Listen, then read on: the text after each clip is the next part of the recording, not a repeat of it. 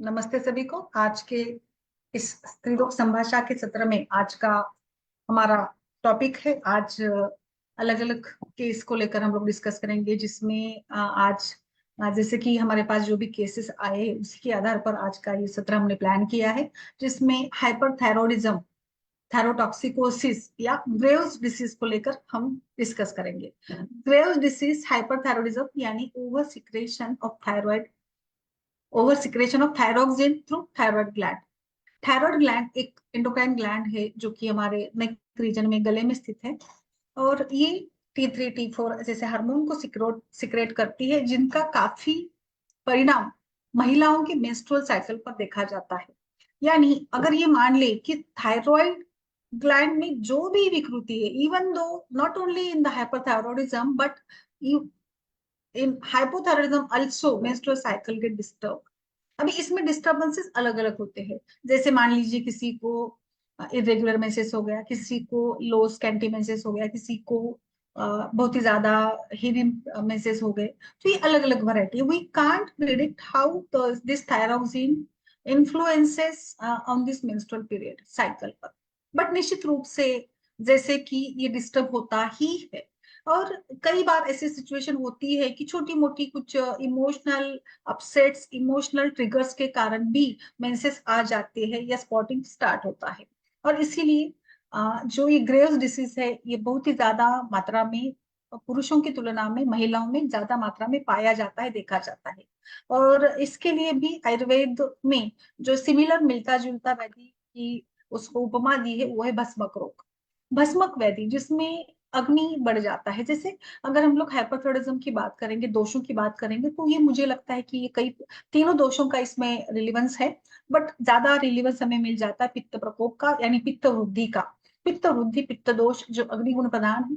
और ऐसे जैसे भस्मक रोग में ये अग्नि बढ़ जाती है, तो ये अग्नि क्या करती है, शरीर में दोषों को ही एक प्रकार से जलाने लग जाती है। क्योंकि ये एक ऐसा व्याधि है जिसमें बार बार भूख लगती है, बार बार पेशेंट बहुत ही ज्यादा मात्रा में खाना खाता है।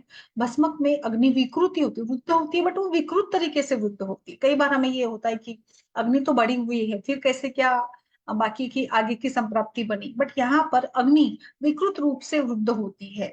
तो इस प्रकार से आज जैसे देखिए मेंस्ट्रुअल पैटर्न तो निश्चित रूप से इसमें बदल ही जाता है।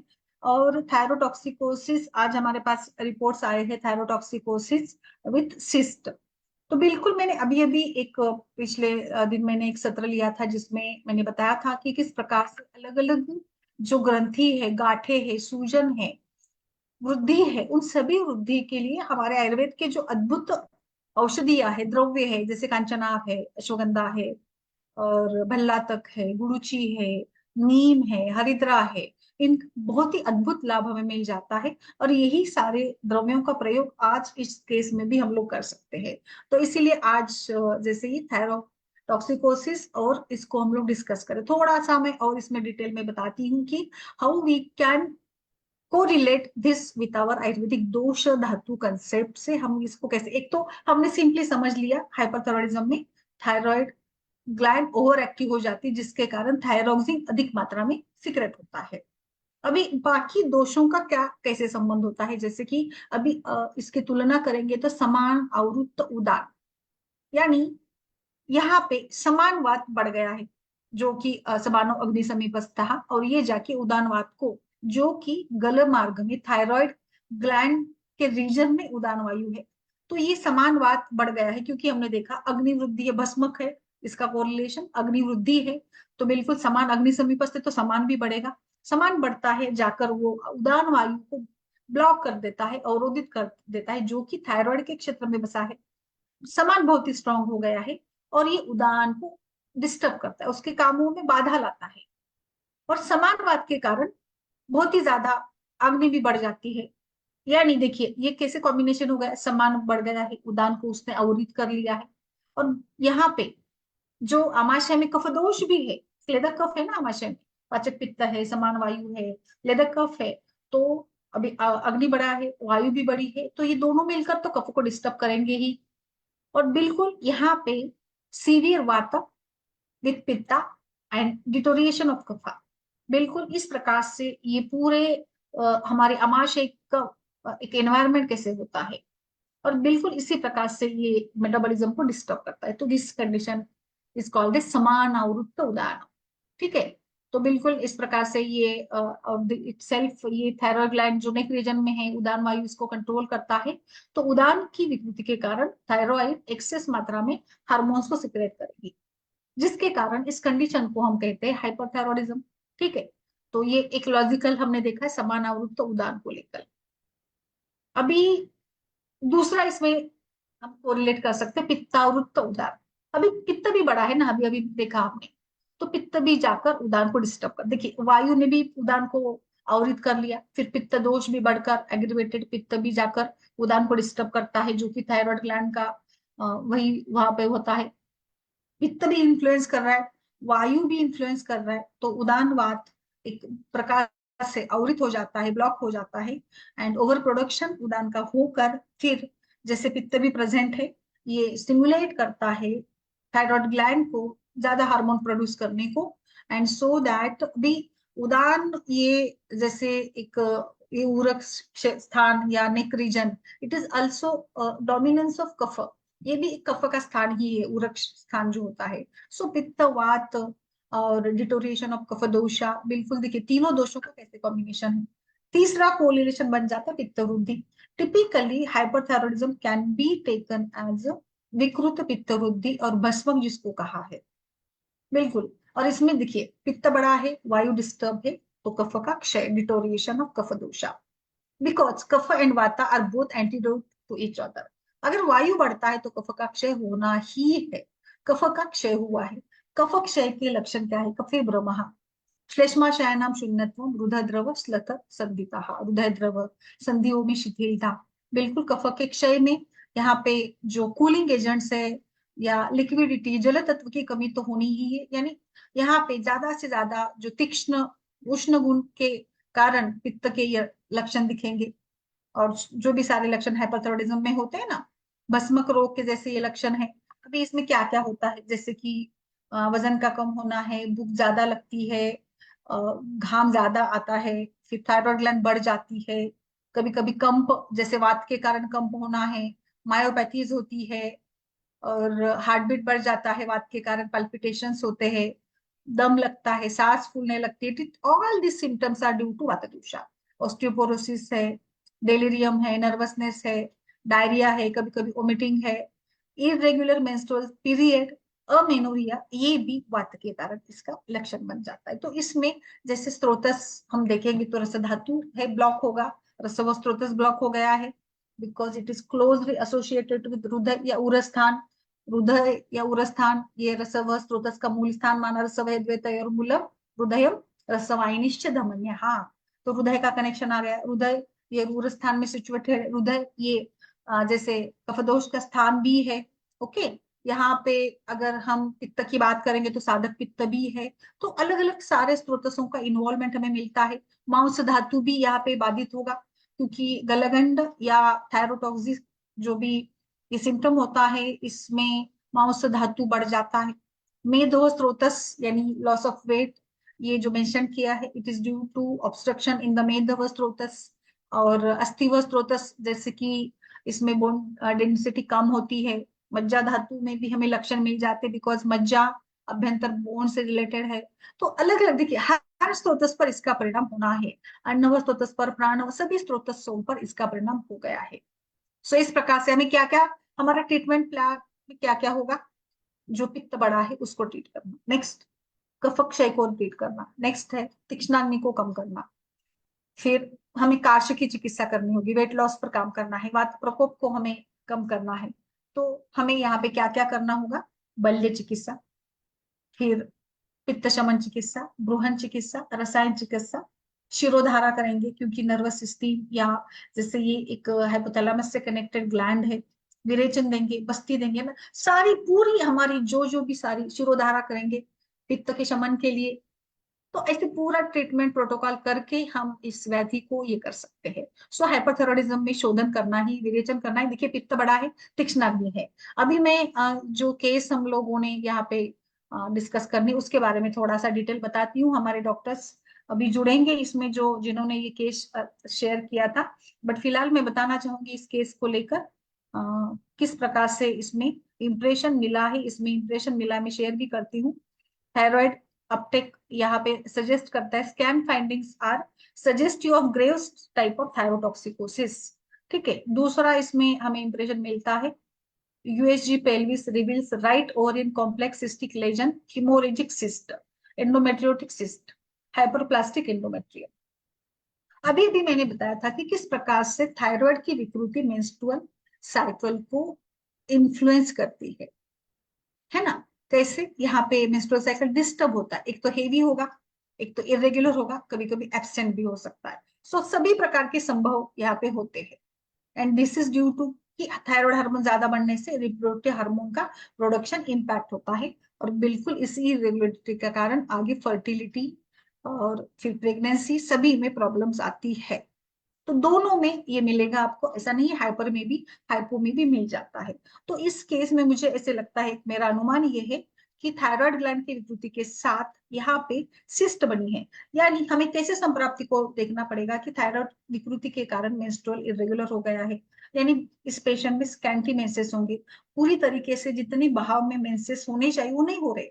तो कहीं ना कहीं ये मेंसेस या रजत जो है वो ऑकल्ट हो रहा है स्त्रोतस में, वहां पे जगह पे। और ये ऑकल्ट होने के कारण, जैसे रक्त को हमने फ्रेश ब्लड को देखी it is cherry red colour, but अगर रक्त को हमने रखा उसके बाद उसको देखा घंटे 2 घंटे के बाद, तो उसका कलर टार ब्लैक रेड का बन जाता है। इसी प्रकार से यहाँ पर भी थोड़ा थोड़ा थोड़ा पूरी तरीके से एंडोमेट्रियम शेड नहीं हुआ, और थोड़ा थोड़ा थोड़ा ये खून जमता गया, आर्तो जमता गया वहां पर, और इसी का रूप जाकर आगे चॉकलेट सिस्ट बन गई, यानी ऑकल्ट ब्लड जो संचित हुआ है मेंस्ट्रुअल फ्लो वहां पर, उसको हमें निकालना है, और यही जाकर आगे सिस्ट बन गई है। तो बिल्कुल देखिए कैसे संप्राप्ति बनी यहाँ पे, वात पित्त कफ और रसव स्त्रोतस के साथ ये ऑकल्ट ब्लड इरेगुलर मेंसेस। तो पहले तो हमें थायराइड को करेक्ट करना है, नेक रीजन में जो रिलेटेड है थायराइड हार्मोन क्यों ज्यादा स्टिमुलेट हो रहे हैं, it may be due to सारे हेतु जो है, थायरोक्सिन या थायराइड हार्मोन को स्टिमुलेट करने वाले खान पान को पेशेंट ज्यादा मात्रा में ले रहा है, क्या कुछ इमोशनल इसमें सिचुएशंस है क्या, ये भी हमें इसमें देखना पड़ेगा। और जैसे मैडम ने बताया कि ये एक प्रकार से इसमें अनमैरिड पेशेंट है। अभी मैडम आएंगी। ओके ओके, अनमैरिड है पेशेंट। ओके, एंड रेगुलर में से सीवियर डिस्कम्फर्ट रहता है। अच्छा, एंड वो ज्यादा वाइगरस एक्सर्शन करती है। मैम वात प्रकोप के हेतु तो मिल जाते हैं बिल्कुल, और मुझे लगता है इसको हमें इस प्रकार से ही सोचना पड़ेगा कि वात का शमन कैसे करेंगे, और पित्त स्थान पर कार्य करने के लिए, पित्त वृद्धि के लिए विरेचन बेस्ट ऑप्शन रहेगा। एंड आप इसमें कंचनार गुगुल और कंचनार पुनर्नवा और कुछ फॉर्मुलेशंस मैंने उस दिन भी डाले थे, इसमें बहुत अच्छे से इसका काढ़ा बनाकर, वरुण कंचनार और पुनर्नवा का कॉम्बिनेशन बहुत तो बहुत अच्छे से वर्क करता है। सिंपल आप काढ़ा बनाकर दीजिएगा, ये चूर्ण के रूप में भी दिन में 2 बार दे सकते हैं। कांचनार हैज नो अल्टीमेटम, कांचनार के लिए कोई ऑप्शन ही नहीं है। इतनी अच्छे तरीके से कांचनार इन सभी प्रकार की वृद्धियों के लिए काम करता है। सो ये आप जरूर इसमें दे सकते हैं। नेक्स्ट हमारे डॉक्टर सोनम जी, जो कि वो भी गायनाकोलॉजिस्ट है, उनका एक केस है। उन्होंने यहाँ पे डाल दिया है कि एक स्कैनिंग का रिपोर्ट डाला है जिसमें बताता है साइज, उनका सिस्टिक स्ट्रक्चर साइज बताया है उन्होंने 66.2 into 29.2 mm, and which shows internal echoes septation seen towards right ovary hydrosalpinix। अच्छा, और उनका ये मानना है कि इसमें ट्रीटमेंट दिया था, ट्रीटमेंट के बाद साइज में तो कमी आई है, और उन्होंने योग बस्ती दिया है कांचना गूगल दशमूला अरिष्ट। अच्छा, 3 महीने से पेशेंट की ट्रीटमेंट चल रही है, चंद्रप्रभा आरोग्यवती ने दिया है। अच्छा ठीक है मैम, तो ये टिपिकली, और मैं बता दूं आपको, जो भी सारे अगर कोई डॉक्टर नए हैं तो उनके लिए, कि डेली 6 बजे ये संभाषा सत्र होता है। सो आपको मतलब शायद पता नहीं होगा, so we discuss it daily.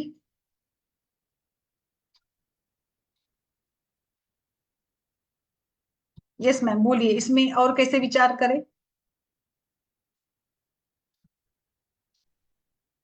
Doctor Garima, doctor संपदा।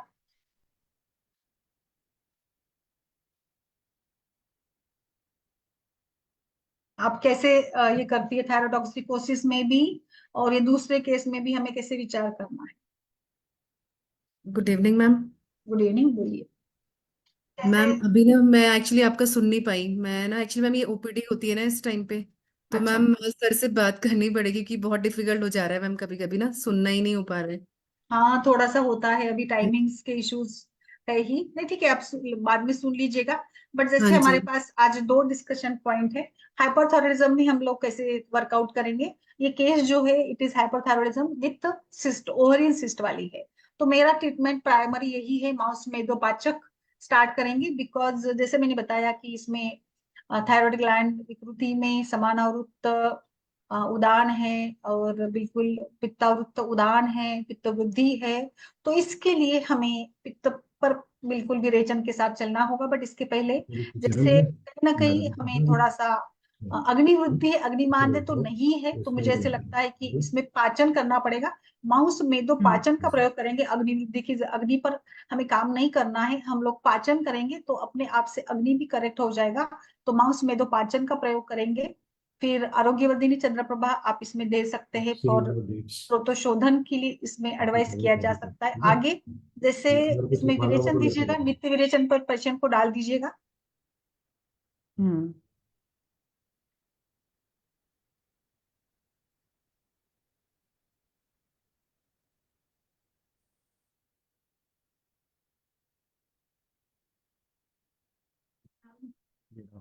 मैं बता लिखता हूँ तुम्हें, ये कर दो, एक एक करो।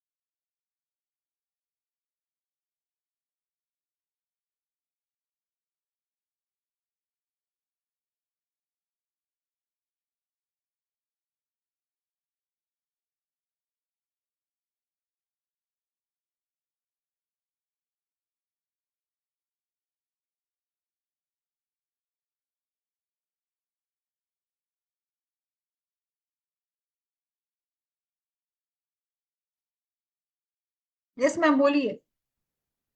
विरेचन पर डाल दे पेशेंट को। तिक्त क्षीर बस्ती भी दी जा सकती है इसमें ना, तिक्त का, तिक्त रस का अच्छा रोल रहता है एक्चुअली ऐसे केसेस में। और जो कि देखिए मैम, ये सिस्ट बनी है तो विरेचन तो हमें करना ही पड़ेगा इसमें। आप जैसे भी हो नित्य विरेचन पे डालिएगा, या फिर स्नेहन करके, स्नेहपान भी चाहिए। वात भी तो प्रकोपित है, वात भी तो रुग्ध है, थकान है पेशेंट में, स्कैंटी रेगुलर मेंस्ट्रुएशन है, वॉटेवर नर्वसनेस होता है। तो इस सभी के लिए स्नेहन जरूरी है। और कहीं ना कहीं अग्नि बहुत ही ज्यादा तीक्ष्ण है, तो ये अग्नि इरिटेट कर रहे स्टमक को, तो आमाशय में स्निग्धता लाना जरूरी है, एक्सेसिव हंगर जो है। तो ये मेरा मतलब एक बेसिक इसमें अंडरस्टैंडिंग रहेगा। डाइट में चेंजेस बहुत ज्यादा, बहुत ही ज्यादा, कि आप किस प्रकार से, थायराइड का एक डाइट स्पेसिफिक होता है ना, उस प्रकार से ही हमें विचार करना होगा। बाकी कुछ भी नहीं चलेगा इसमें। जो भी जिन चीजों में थायरॉक्सिन है, T3 T4 हार्मोन्स है, या जो स्टिमुलेट करते हैं ग्लैंड को, वो सारे ही हमें अवॉइड करना पड़ेगा। इसमें ऑक्सीडेंट बहुत ही अच्छा रोल प्ले करते हैं। यानी बेरीज टाइप के जो फ्रूट्स होते हैं ना, स्ट्रॉबेरीज, ब्लूबेरीज, रास्पबेरीज, या कीवी, टोमेटोज, या अम्ल फल, ये भी अच्छे होते हैं इसमें। और फिर जैसे स्पिनाच है, पंपकिन है, इसका भी काफी सुंदर रोल है थायराइड को मेंटेन करने के लिए। इसमें एक मैंने पिछले सत्र में भी बताया था कि क्रूसीफेरस वेजिटेबल्स करके आता है।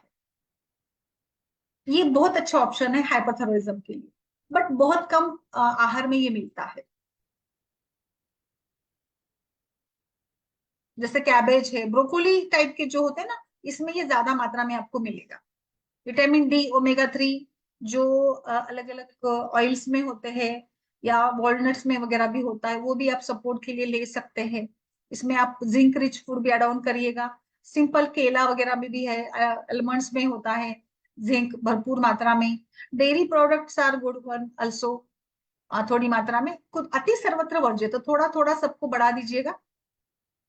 और वेट लॉस है पेशेंट में, तो हमें थोड़ा प्रोटीन सोर्स भी बढ़ाना पड़ेगा, स्पेशली जैसे हाइपोथायरॉयडिज्म में आयोडीन, ये सब कुछ।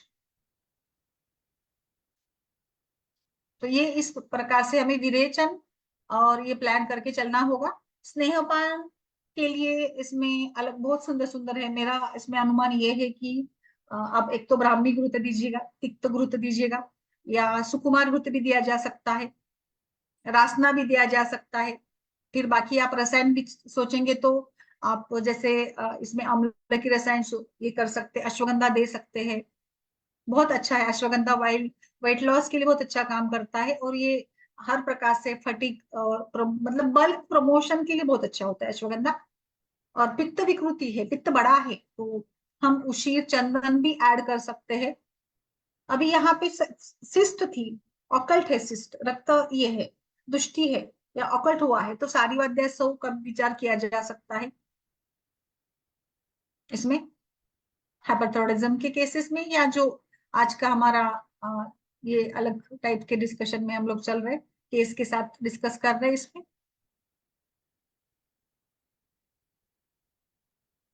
मैम विरेचन कल्प कौन सा देंगे, कोई पर्टिकुलर देंगे मैम इसमें?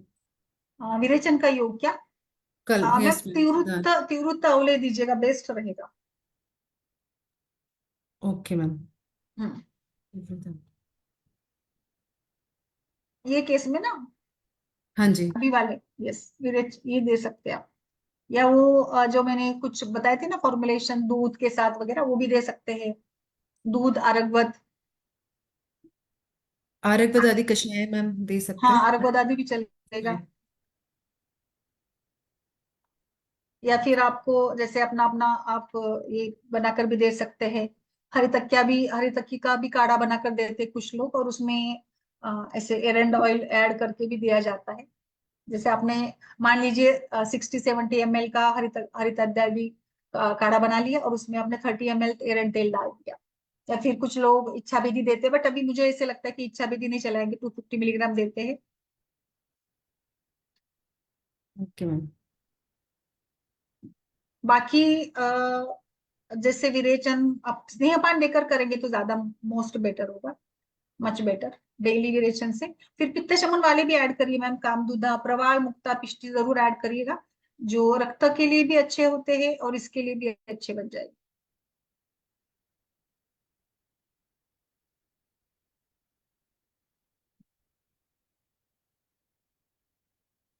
यस, अश्वगंधा दूध के साथ देते तो बल्क, यस यस सर, दूध के साथ बल्क मास बढ़ाने के लिए, बल्क पर वर्क करने के लिए बहुत अच्छा काम करती है। मैम ये जो दूसरा केस है ना, उसमें कैसे विचार करें बोलिए संपदा जी, बाकी डॉक्टर्स भी बताइए। एक हमने चॉकलेट सिस्ट विथ हाइपरथायरॉयडिज्म देखा, और दूसरा जो इसमें केस है ना, देखा आपने रिपोर्ट संपदा जी, गरिमा जी? नहीं देखा मैडम। अभी उन्होंने डाला था ना, इसमें भी सिस्ट की ही बात हो रही है, सिस्ट ही बताया है मैम उन्होंने। और ऑलरेडी उन्होंने बस्ती एंड कांचना गुगु दशमोलारिस्ट वगैरह चला दिया है।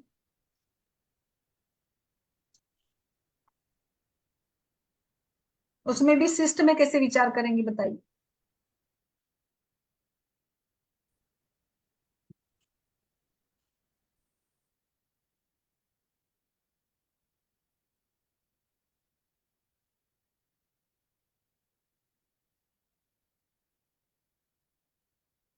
सिस्ट में कैसे विचार करेंगे?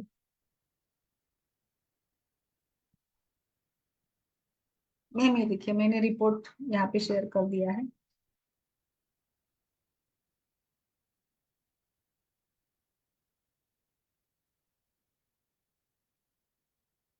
बल्कि है, ओवरी बल्कि बताइए, right? Ovary appears bulky with increased vascularity, shows small cyst of size approximately 21.0 mm and 20.0 mm with internal echoes।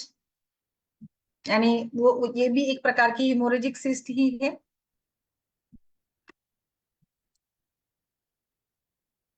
Patient complaint डिस्पर्यूनिया की भी करता है।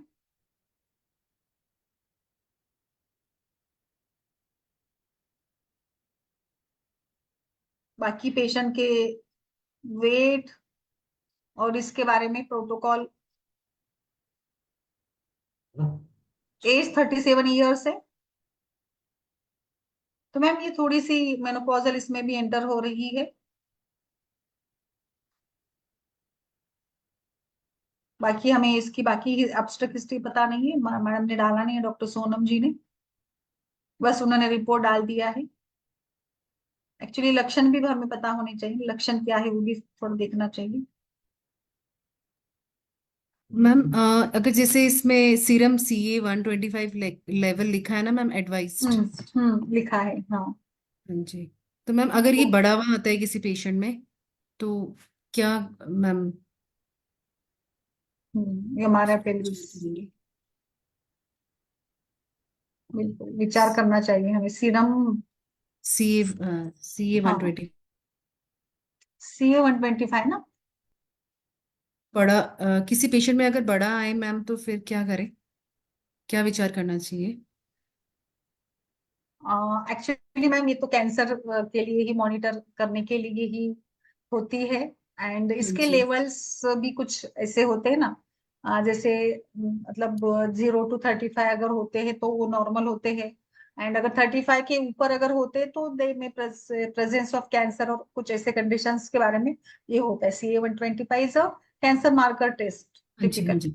पर मैम जिसका अगर ज्यादा इंक्रीज ना हो, तो फिर मैम, और मैम ये सर्वाइकल इरोजन या इस टाइप से फाइब्रॉइड हो, क्योंकि मैम था एक केस ना, तो फिर हाँ उसके बाद तो मैम आई नहीं थी पेशेंट, बट उसका CA 125 थोड़ा सा रेस था मैम, ज्यादा नहीं। अच्छा, मैं थोड़ा फिर सा था। मैम फिर मैं ऐसे बोल सकते हैं हम लोग कि एक अर्बुद या हम्म, स्टार्टिंग फ्रेज। बाकी भी जो भी सारे टेस्ट होते हैं ना वो भी करने होंगे ऐसे केसेस में। जैसे कुछ केसेस में ये CA 125 बढ़ता है, सिरोसिस ऑफ लीवर में बढ़ सकता है। और कभी कभी ये भी माना जाता है कि PID या फाइब्रॉइड्स के केसेस में भी कभी कभी ये रेज होता है। सो वी हैव टू, हमें पूरा मतलब हिस्ट्री, पेशेंट के लक्षण, बाकी के भी मार्कर्स को देखकर ये करना पड़ेगा। तो ये मुझे लगता है कि रिस्क पेशेंट में चला जाएगा। तो ये आप मतलब ये बोल सकते हैं कि संशयित एक आगे का है।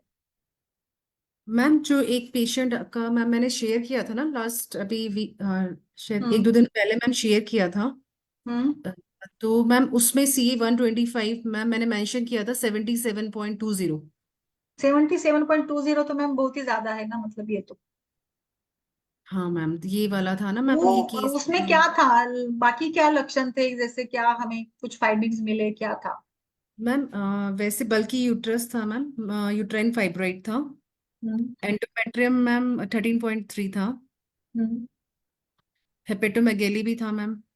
हम्म। एंड मैम जब मैंने उसका एग्जामिनेशन करा लोकल, तो फिर सर्वाइकल इरोजन था मैम, जिस केस के बारे में मैम मैंने अभी एक दो दिन पहले भी बताया था कि मैंने, और मैम वो उत्तरवस्ती के लिए प्लान कर रहे थे, इनफर्टिलिटी की पेशेंट है। अ, हाँ हाँ हाँ जी अच्छा। मैम। में मैम अच्छा, अभी वो मुझे नेहा जी के बारे में, नेहा जो आई थी उसके बारे में बोल रहे नो मैम, एक और मैम ये अभी ग्रुप में भी डाला था मैंने मैम, ये जोशी। नीता, नीता मिसेस नीता करके मैम। हैं? अच्छा, उसका मैम मैंने मैम फिर से शेयर करूँ मैम? ये शेयर कर दीजिएगा, उसको देखते एक बार फिर से। Okay ma'am. कोई फैमिली मेंबर को भी अगर होता है ना मैम, बायोलॉजिकल फैमिली मेंबर, तो भी ये मार्कर रेज हो जाते हैं। बट एक्चुअली अगर बढ़ गए तो कैंसर ही माना जाता है लेवल पे। Okay ma'am. कभी कभी फास्ट रिजल्ट्स भी आते हैं, ऐसे भी हो सकता है। PID में, एंडोमेट्रियोसिस में वगैरह भी रिजल्ट फास्ट आते हैं। तो मैम एक रिपीट कराएं क्या, ये तो पहले की यस, रिपोर्ट्स हैं? हाँ सी रिपीट करा लेंगे, यस वो तो बेटर ही रहेगा, जी मैम। रिपीट करना। बाकी क्या सिम्टम्स है? मैम सिम्टम्स में पेनफुल है मैम, मेंस्ट्रुएशन, डिस्मेनोरिया है मैम, बैकएक है, लोअर एब्डोमेन पेन है, हम्म और लोकली मैम सर्वाइकल इरोजन है, और मैम अभी तो वो हार्मोनल मेडिसिन ले रहे थे मैम, प्रोजेस्टेरॉन, हम्म। और इसके लिए मैम बल्कि यूट्रस के लिए एंड फाइब्रॉइड के लिए। फिर अभी अच्छा। जब मेरे पास आए तो उन्होंने स्टॉप कर दिया था, हम्म पर जब मैंने मैम लोकल एग्जामिनेशन किया तो लोकल मैम डिस्चार्ज भी था, और सर्वाइकल हम्म। इरोजन, और मैम स्वेलिंग भी है मैम अंदर ना, शोथ है मैम पूरा तो इसमें भी सर्वाइकल। रिलेशन अच्छा रहेगा। हाँ जी मैम, मैंने बोला था मैम, लेकिन मैम ये CA 125 का भी मुझे ध्यान आया कि वो उसका 77 है, तो इसलिए मैंने आपसे भी पूछा मैम। कब किया हुआ था थोड़ा सा देख लीजिएगा रिपोर्ट ना, कब किया हुआ था, जी और फिर उसको रिपीट कर लेते हैं, और फिर कोई अगर डाउट है तो हमें थोड़ा सा स्पेशल उसके बारे में ये करना पड़ेगा, सलाह मैम। लेनी पड़ेगी, है ना। जी मैम। बाकी तो हम लोग कर सकते हैं, और वैसे भी हम लोग बाकी कंचना गुड़ या आप जैसे सुवर्ण है, हीरक भस्म वगैरह, वो आयुर्वेदिक पार्ट हम लोग स्टार्ट रखेंगे, बट उसको कंक्लूड करना पड़ेगा ना, डायग्नोसिस पक्का करना पड़ेगा वैसे केस का। जी मैम। हम्म।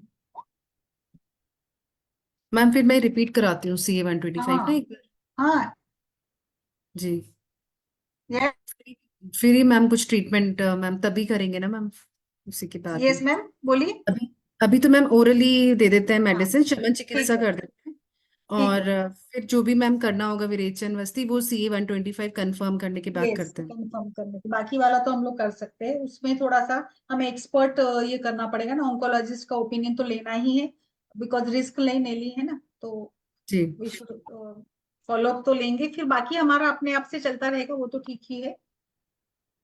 Okay ma'am. यस माधुरी जी नमस्ते, बोलिए मैम, डॉक्टर माधुरी। नमस्ते मैम, गुड इवनिंग। मैम क्या ये केस कुछ चल रहा है ना, कुछ सर्वाइकल इरोजन हो। मैम इन्होंने पैप स्मेयर किया है क्या? सर्वाइकल इरोजन है तो। हेलो हाँ बोलिए बोलिए। मैम, पैप स्मेयर किया है क्या? सर्वाइकल इरोजन है तो। वो कल वाले केस में ना, डॉक्टर गरिमा की कल वाली केस है ना, वो नहीं सर नहीं, अभी जो बोल रहे हैं कुछ तो सर्वाइकल डिस्चार्ज है, उस थिकनेस। नहीं नहीं मैम, इसमें। पेप्समेयर नहीं हुआ है मैम अभी। हम्म। हाँ वो करना चाहिए, मुझे लगता है वो इरोजन है ना इस। अच्छा अभी मैडम ने डाला है ना, मैंने देखा नहीं था। अच्छा uterus is anteverted and appears bulky in size and distorted shape. The anterior left lateral biometrium shows small hypotic left fibroids with ये सर्वाइकल भी कैंसर होता है, इरोजन होता होगा बार बार, तो देखना चाहिए पैप्समेयर करके। यस, इसमें भी सेम ही है मैम, वही आपने जो बताया ना, थिकन एंडोमेट्रियम, बल्कि यूट्रस, माइल्ड हिपैटोमेगाली, तो ये भी सेम टाइप का केस लग रहा है मुझे थोड़ा सा। अच्छा 39 ईयर्स, कफपित्ता, ओके ओके, उस दिन डाला था आपने, यस। अच्छा बिल्कुल, मैंने सीए का मैंने पढ़ा नहीं ठीक से, CA 125, patient trying to conceive FSH। हाँ हाँ यस मैम, इसके बारे में हमने देखा था ना, उस दिन डिस्कस किया था कि उत्तर बस्ती देंगे पहले, ये करेंगे, yes. Okay ma'am, is it possible कि लाइक आपने लेट मैरिज वाला वो बताया था ना, यही केस है ना? हाँ जी मैम, हाँ जी। हाँ हाँ। ओके ओके, अभी क्या कर रहे हैं उनको, आप क्या दे रहे? अभी तो मैम ओरल मेडिसिन जो हमने प्लान की थी ना मैम वही दे रहे हैं, पर मैम जब उन्होंने उत्तरवस्ती के लिए मुझे बोला था तो फिर मैंने कहा ठीक है करते हैं, बट जब मैम लोकल एग्जामिनेशन किया तो सर्वाइकल इरोजन आया, तो हाँ। और हाँ मैम शोथ भी था मैम, और डिस्चार्ज भी है, तो फिर हम्म मैंने अभी सोचा कि अभी। हम्म। उत्तर बस्ती नहीं करनी चाहिए फिर डिस्चार्ज। हाँ हाँ वो मैम तो अभी नहीं करा है फिर मैम, नहीं करना प्लान है। तो करा था उस दिन जब जैसे ही देखा मैम लोकली नहीं नहीं, इरोजन है, तो फिर मैम नहीं किया फिर। नहीं कर सकते, इट इज कॉन्ट्राइंडिकेटेड। तो आप हाँ एक जी। सर्वाइकल इरोजन तो एक पैप स्मेयर भी कर लीजिए, क्योंकि अब ये 39 ईयर फीमेल है ना वो। जी मैम। हम्म। नहीं, और हमने पीचू और इसका सोचा था ना, इसमें पीचू हाँ और जी घावल मैम, का पिच्चू चलन का और सोचा था। जी मैम और पंच ना गंधक रसायन और हरिद्राखंड भी चला दीजिए ना, ये केसेस में उनका काफी अच्छा रिजल्ट होता है, गंधक रसायन या हरिद्राखंड का। सूक्ष्म त्रिफला अच्छा काम करेगा आपको भेजे। अमृता गुग्गुल, कैशोर गुग्गुल, त्रिफला गुग्गुल, यस यस सब इरोजन अगर डिस्चार्ज कम हो जाए यस और फाइब्रॉइड पे भी काम हो जाएगा। बिल्कुल।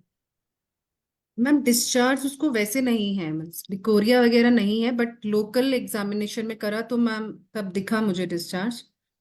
अदरवाइज उसको वैसे मैम कुछ यूज नहीं करती हो पेंडी लाइनर, या उसका डिस्चार्ज नहीं आता है आई फिर थिंक भी मैम। दे दीजिए, जी मैम। फिर भी दे दीजिए आप एक उसको कोर्स। Okay okay. और शायद ये आज का हमने जो डिस्कशन रखा है थायरोटॉक्सिकोसिस को लेकर, तो मैम इसमें कुछ आपका जैसे कुछ किसी का बोलना हो तो बताइए। माधुरी, संपदा जी आप बताइए, गरिमा जी, बाकी डॉक्टर्स, आप कैसे क्या कुछ विचार करते हैं इसमें? और कुछ देते हैं क्या मैम? पंचकर्म ये तो हो गए, शोधन तो करना ही है क्योंकि कफ मेद धातु की विकृति है, तो आपका कुछ फेवरेट कॉम्बिनेशन है तो बताइए। मुझे लगता है कि थायराइड, हाइपोथायरॉइड का है क्या? हाइपोथायरॉइड क्या? Hyper hyper. Hyper thyroid. अच्छा, तो मैम विरेचन काम है, पित्त का ही रहता है ना इसमें प्रधान पित्त प्रधान ही लक्षण। रहता है। तो विरेचन मैम दे सकते हैं इसमें। इसमें भी कांचनार गुग्गुल मैम देते हैं ना, दोनों हम्म। इसमें। कांचनार है, त्रिफला गुग्गुल है मैम, इसमें भी यस अमृता गुग्गुल यस ये करते हैं। यस आरोग्य इसमें वर्धिनी दे सकते हैं। बिल्कुल। और फिर पुनर्नवा गोक्षूर मैम चालू कर, वरुणादि दे सकते हैं यस, पुनर्नवा गोक्षूर और भल्ला तक वटी का भी सुंदर रोल है ना, भल्ला तक भी काफी अच्छा काम करता है। अब वरुण शिगरू भी दे सकते हैं मैम अगर सिगरू भी है। ये। यस, भल्ला तक अच्छे से लेखन भी करेगा, जहां पर भी ग्रंथि कफ ऐसे विकृति है ना, वहां पे भल्ला तक का सुंदर काम होता है।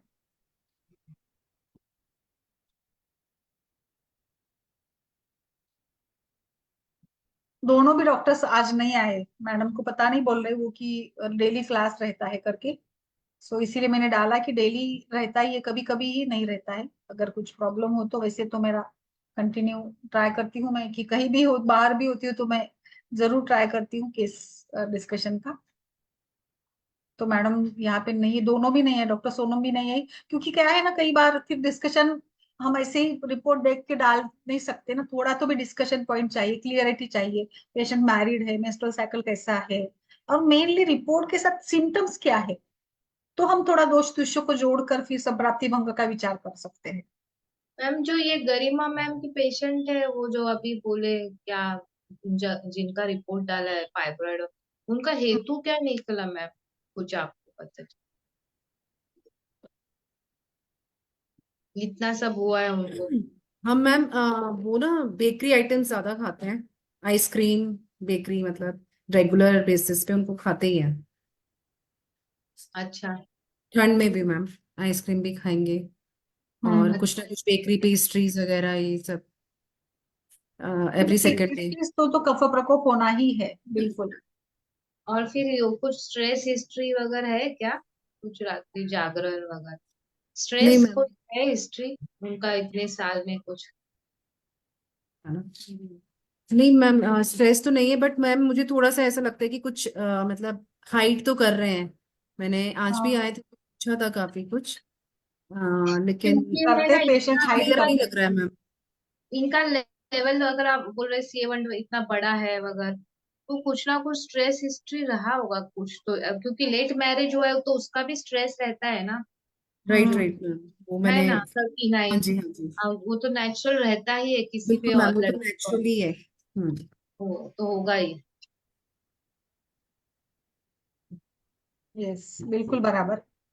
और जो मैम अगर लेट बहुत मैरिज है, जो पर्सनल हमारे इमोशंस रहते हैं ना, जो सेक्सुअल, वो भी जो मैटर करते हैं मैम, बोलते हैं ना जो बिल्कुल नेचुरल अर्जेस, वो हम सप्रेस करते हैं जो भी है मैम, तो फिर ये हमारे हॉर्मोन्स पे इफेक्ट करते हैं, और फिर नहीं ये मैम, जो और ये पित्त प्रकोप भी हो जाता है, मुझे लगता है ये भी पित्त प्रकोप का कारण है एक्चुअली। हाँ, तो ये जो है बोलते हैं ना, हाँ ये रीजन रहता है जो हम मोस्टली शेयर नहीं करते, पर ये है फैक्ट कि जो यस ये नहीं होता है तो। बिल्कुल। थायराइड थायराइड भी है मैम पेशेंट को ना, थायराइड का भी हाँ मेडिकेशन लेते हैं, अच्छा भी नॉर्मल है। वो भी तो एक स्ट्रेस, मतलब स्ट्रेस ही होता हाँ है थायराइड में भी।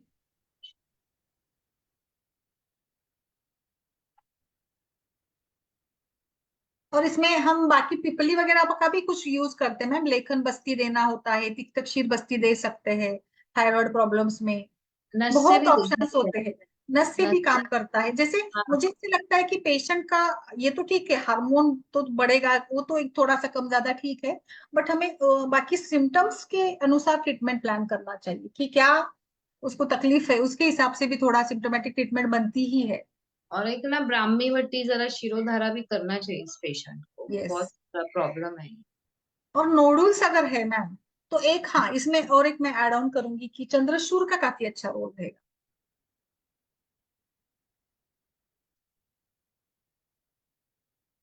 इवन हम मेंस्ट्रुअल इरेगुलरिटीज को भी एक कंसिडर करके भी प्लान कर सकते हैं कि मेंस्ट्रुअल इरेगुलरिटी किस टाइप की है, उस टाइप का हमें मेडिसिन यहाँ पे ये करना होगा।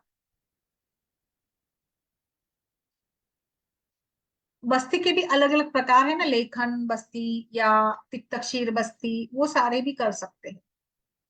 और मैं ऐसा मानती हूँ कि इसमें नाड़ी शुद्धि या शीतली प्राणायाम या ब्राह्मरी का भी काफी सुंदर रोल है।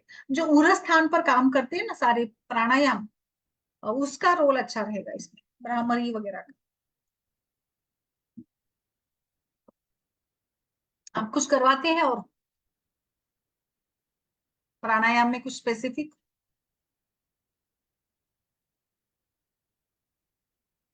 मैम ओम का उच्चारण से भी मैम, मैंने वैसे बोला है पेशेंट्स को, जैसे मैं डेली उसमें बोलती हूँ मैम ओपीडी में, तो ओम का उच्चारण भी अगर पेशेंट करता है तो काफी फर्क पड़ता है मैम।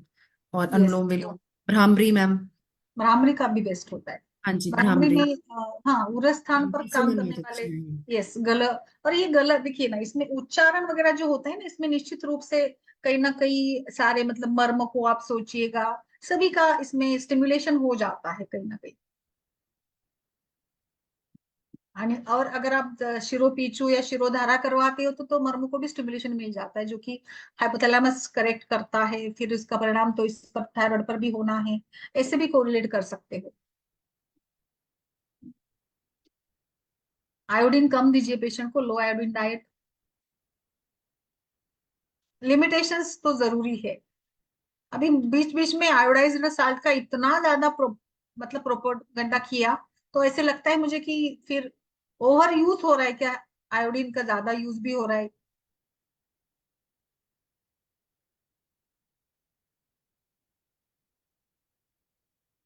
इससे सिंपल खाना खाए तो सारी बातें बातें खत्म हो जाती है, कुछ इतना सोचने की जरूरत ही नहीं पड़ती है, फिर ये कम करो वो कम करो। इससे अच्छा मुझे लगता है कि खाओ ही मत। ओके मैम, फिर देखते हैं फिर कैसे प्रोटोकॉल बनाना है मैडम, ये दोनों भी नहीं है तो एक बार डिस्कस करके डाले तो बेटर रहता है। ऐसे मेडिसिन डालने में तो कुछ प्रॉब्लम नहीं है, बट वर्कआउट होना चाहिए ना, मेडिसिन का काम भी तो होना चाहिए शरीर पर। और हमारे पास गायनिक में ना अलग अलग वैरायटी ऑफ सिम्टम्स या हेतु होते हैं, तो फीवर है तो फीवर के लिए ये दे दिया ऐसा नहीं होगा। सारे मतलब सोचना पड़ेगा सारा, जो भी है, एज एंड ऑल।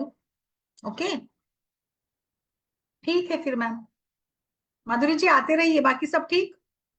हाँ हाँ मैम, सब ठीक है क्या मैम। किया राम मंदिर प्रतिष्ठापना पर, क्या किया स्पेशल? कुछ नहीं मैम, कुछ यानी खिचड़ी बनाई थी और क्या, साबूदाने की वगैरह यही, और कुछ देखे कार्यक्रम टीवी पे, और क्या। हाँ बस वही था दिन भर, हम लोग को बिल्कुल। था उधर जाने को, इतना टाइम मिलेगा तब मिलेगा नहीं तब। अभी था। यस, अभी तो वो स्पॉट बन जाएगा, पूरा एक हाँ हिस्टोरिकल टूरिस्ट प्लेस अच्छा, बनेगा। हाँ अच्छा बनाया है बहुत। अच्छा बनाया है, हाँ बिल्कुल। अच्छा है, यस, और वो मूर्ति भी अच्छी है बहुत। बिल्कुल बिल्कुल बिल्कुल। सब टीवी पे भाव विभोर हो गए हैं, भाव विभोर हो गए सभी जनता। हाँ। हर तरफ प्रोग्राम चल रहे बस। हम्म। ओके, फिर कल मिलते हैं, चलिए। यस। ओके, नमस्ते।